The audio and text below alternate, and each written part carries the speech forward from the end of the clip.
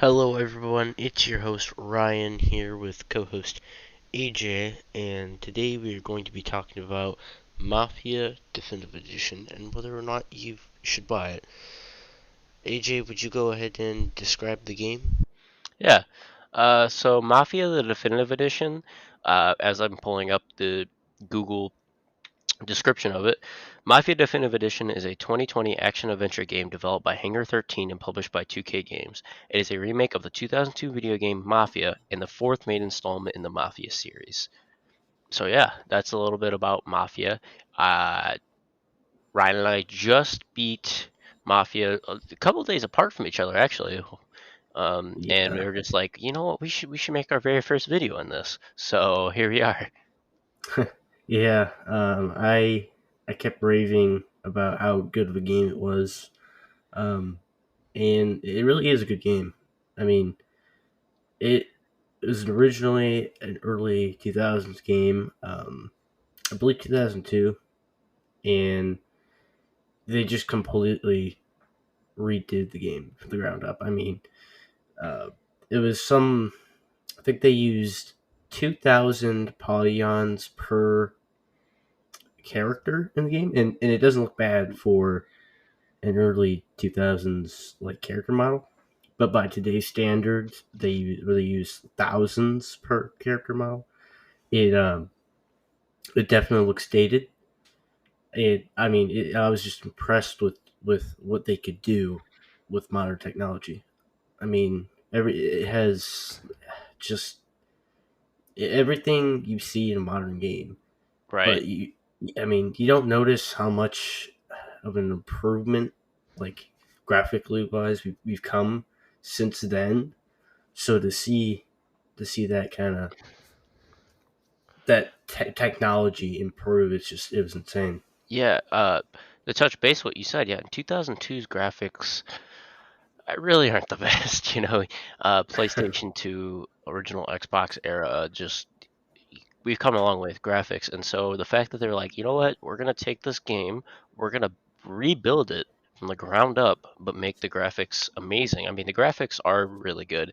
I think I ran into uh, a few issues, not bugs, but just a few graphical issues that kind of looked weird on my screen. That kind of like got a little choppy here and there. I'm playing on with a 2060 graphics card on my PC. Uh, we just for the state this, we are both primarily PC gamers, so we play a lot of our games on PC. So that's where we both experienced this. But it was it was a really fun game. It's more story driven. It hits. That's basically what it is. It's just you have. I wouldn't say open world. I think there is like a free open world portion that you can click on in the main menu if you just wanted to explore the world. But it's a full blown like story driven game. Um, and to kind of jump into what the gameplay wise, I'd like to start with like the driving. I felt like the driving was Sure. pretty cool. Um, Hmm. they give you the speedometer, and if you go over the speedometer, like I think it's like 40 miles an hour, and there's a cop behind you, like they'll turn on their lights and they'll like start a full blown cop chase. And the cop chases aren't like, I don't want to say they're really good, but they're not really bad at the same time. They're fun. They're like fun to evade the cops a little bit. Um, but this is not Yeah. like a Grand Theft Auto type of game where like you get out and you're like, I'm gonna have a full blown shootout. Like, uh, it's not really designed for that. It's just designed for you to go point to point in this open world game to just continue on with your missions. Yeah, And and one thing I'd like to add is that it you can really tell it's story driven by the fact that you can actually choose to skip unnecessary like drives. You just click down on the D-pad if you're on controller, and that was really cool to me because you can waste a lot of time in any open world game, whether it's like driving or say Red Dead Redemption where you're on horseback, like riding to like place to place. I mean, it was just cool to see a game be like, hey, skip this little drive. It's unimportant. And that was really cool. yeah, exactly what you said. I don't think I noticed that feature till roughly halfway through the game, and it said skip drive. but I was hesitant to do it, and the reason being is because there's actually cool dialogue that comes out of some of the driving, and you just get There's interesting stories and told that like the characters will tell, and they interact very well with each other. So I just was like, I don't yeah, think I want to skip it, but there definitely were moments where it's kind of like, oh great, I gotta drive to this other point. I really don't feel like doing that. yeah, Um, yeah, yeah. So kind of change a little base into gunplay.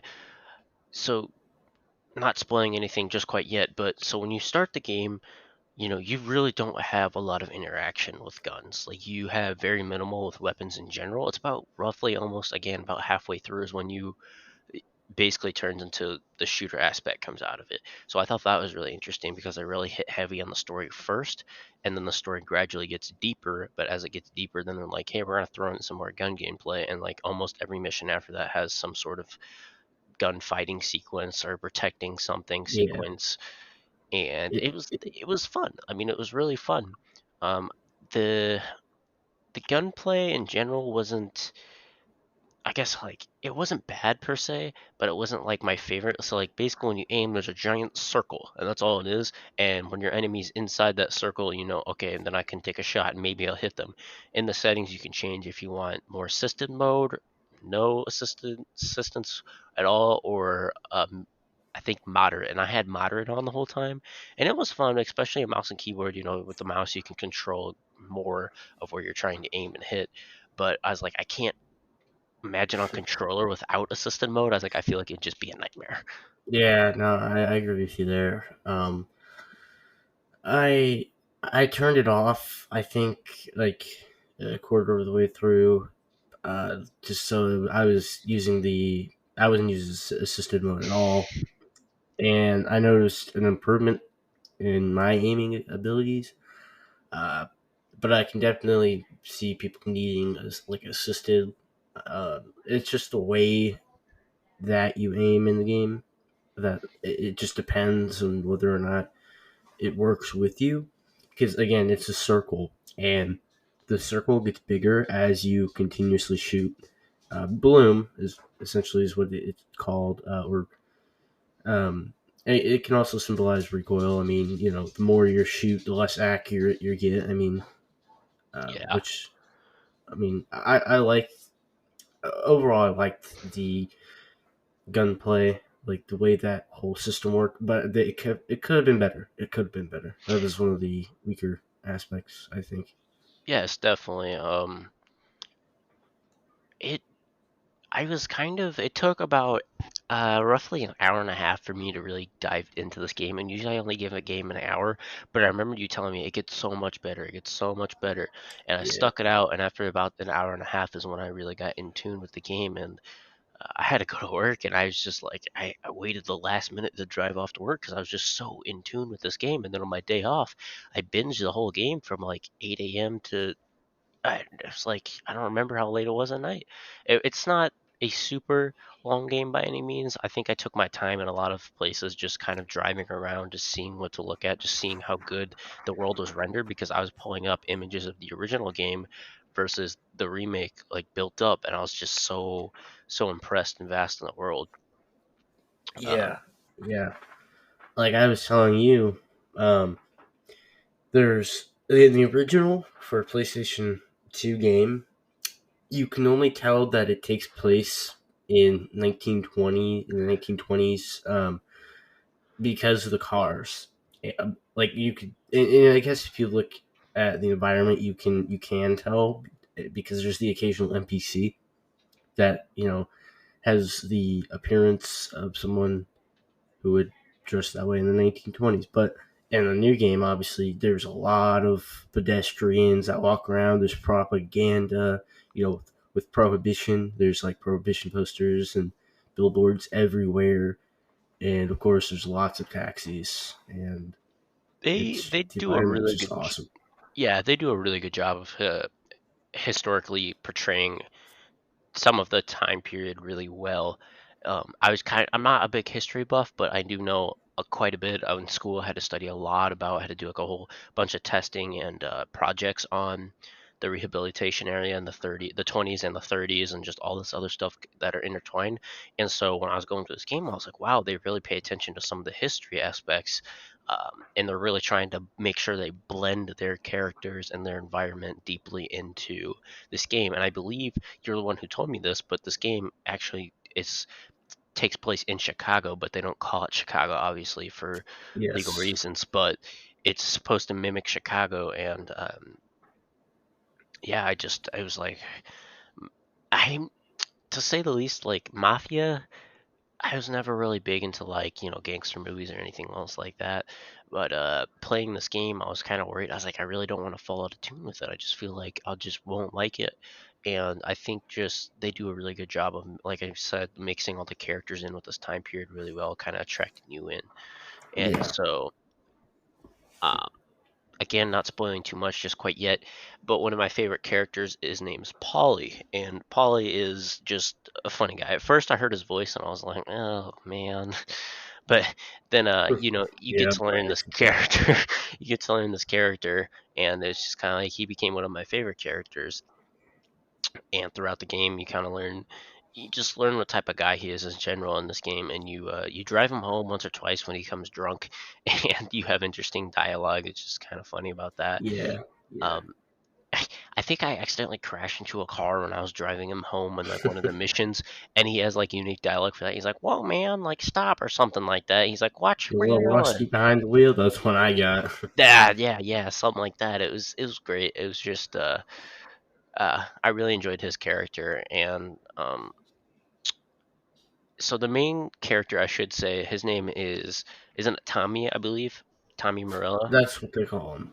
Yes, His real name, yeah, is Thomas, but throughout the game they call him Tommy.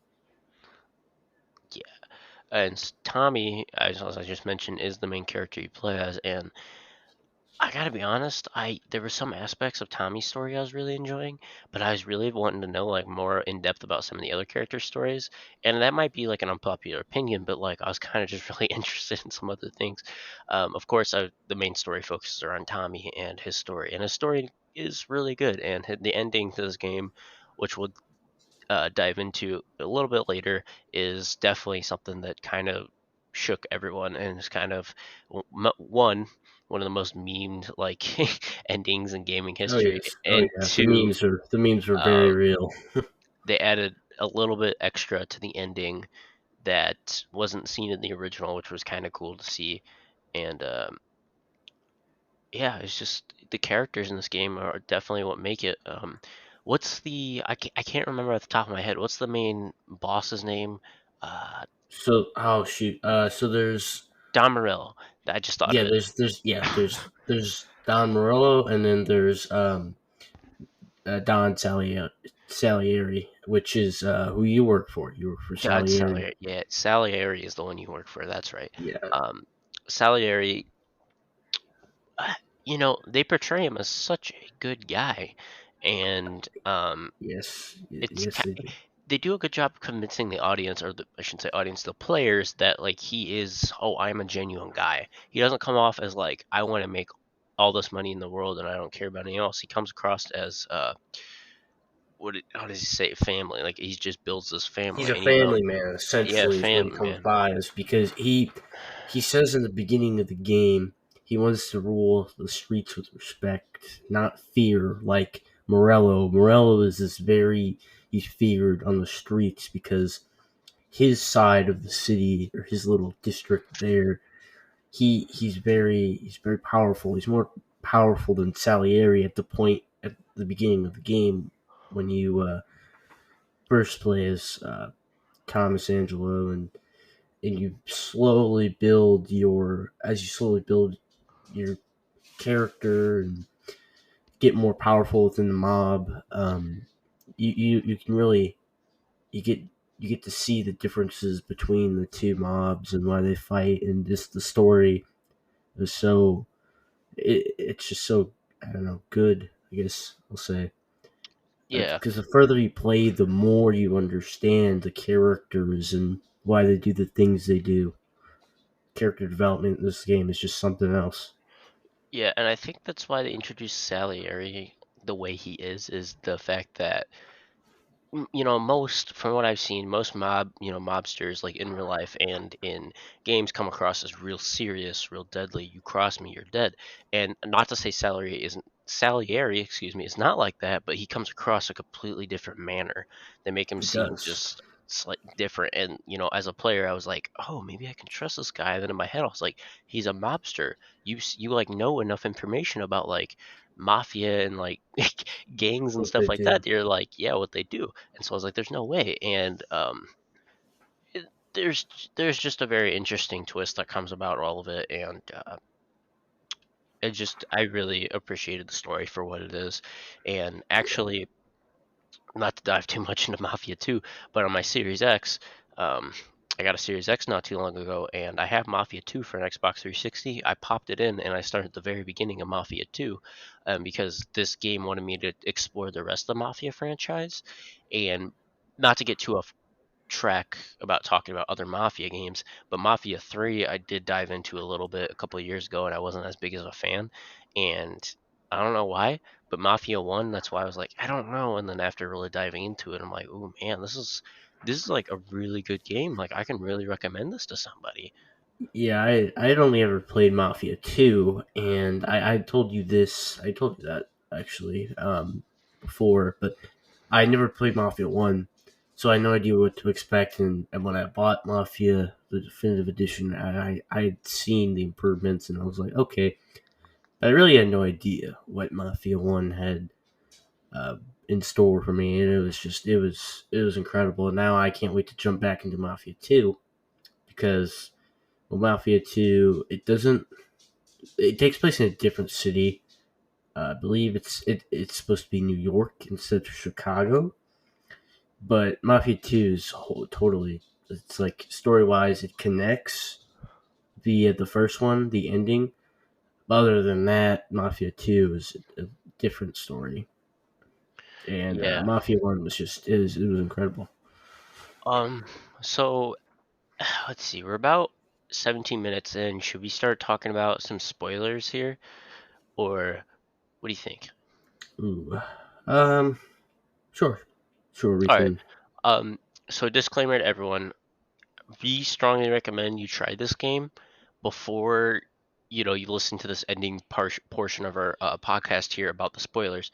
uh, I'd really like to talk about the ending and everything else and like what I thought of it, but I'd really recommend that you pause this video right here and come back to it if you really want to try this game for yourself, if it sounds interesting, because I think it's something that you should kind of explore yourself before really knowing how it ends. Unless you're somebody who just wants to know how it ends and then you're like, it doesn't bother me, then in that case, you can keep listening. But so spoilers start now. All right, let's dive in. So we didn't really talk much about the whole storyline in general, but the whole storyline lays out is you're Tommy Morello, you're going through, you're working for Salieri, and the beginning of the game you start talking to a detective, and the detective is basically ask you, like tell me your story essentially, and Tommy goes through, and that's basically how the missions come, and it keeps cutting back to different decades. Well, in the end, I believe it's 1938, it cuts back to you get betrayed by there's Polly and then there's a guy named Sam, and Paul and Sam are very closely connected. Paul and Sam, um, they're just they before Tommy came in, they were Saliero's main guys, and so basically, Polly dies. You do a bank heist with Polly, and he's like, "Come back to my apartment tomorrow." Like I'll give you the money because both Polly and Tommy went out, but they're not going to tell Salieri that because he'll probably try to kill him. So you go back to Polly's apartment. Polly's dead. It turns out Sam kills him, right? And so Yeah, this is the part where I was like, oh no, like my favorite character just got shot. And so um, yeah, you meet. At first, you don't know Sam killed him, and you get a phone call on the phone. You answer it. It's Sam. He's like, "Oh my gosh, Paul, you there?" And he's like, "No, it's Tommy." And basically, you go meet him at a place, and he tries to kill you, and you end up killing Sam. And then it does a whole end cut scene about how Tommy's talking about family, and you see he has a wife and the daughter, and it's ages years in advance where his daughter's getting married. And he's telling the story. Next thing you know, he's watering his hose, you hear a car pull up, and the end cutscene. Two guys get out. and they say, what's it? Uh, Mr. Tom. Salieri sends his regards. Yeah, yeah, and he gets blasted with a shotgun. Now here's the significance of this though. In the original, he just got blasted with a shotgun, died at the end. And this new one, they added a it's just a slight difference, but they added his family all come running out and like grab his hand. He's like, "No, it's okay," and then that's how the game ends. And I was kind of like, "What?" Yeah, But at it's the same, very, very heartfelt. yeah, I was kind of like, "What?" And so it